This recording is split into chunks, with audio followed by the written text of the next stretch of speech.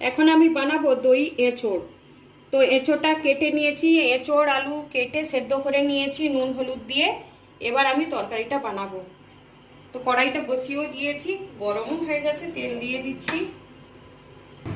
তেলটা গরম হয়ে গেছে, আমি চিনি অল্প কালারের জন্য দিচ্ছি, নুনও অল্প দিয়ে দিচ্ছি,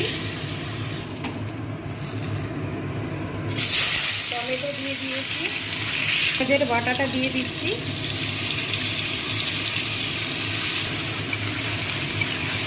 আমি একটা পেস্ট বানিয়ে নিচ্ছি। শুকনো লঙ্কার গুঁড়ো, গরম মশলার গুঁড়ো, লঙ্কাটা যে যার পরিমাণ মতো নিতে হবে, ধনের গুঁড়ো,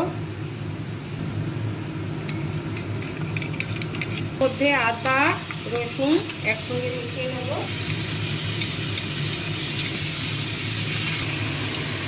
পেস্টটা দিয়ে দিচ্ছি।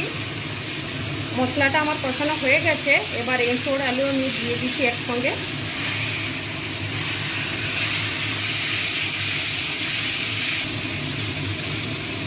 আমি এখন টক দই দিয়ে দিচ্ছি, বেশি দেবো না, 2.5 চামচেরই মতো দেবো।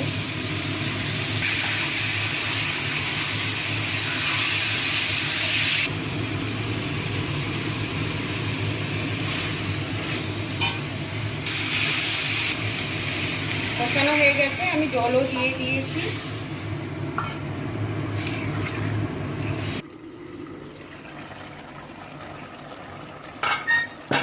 অল্প চিনি দিচ্ছি, নুনও দিচ্ছি, আর অল্প ঘিও দিয়ে দেবো।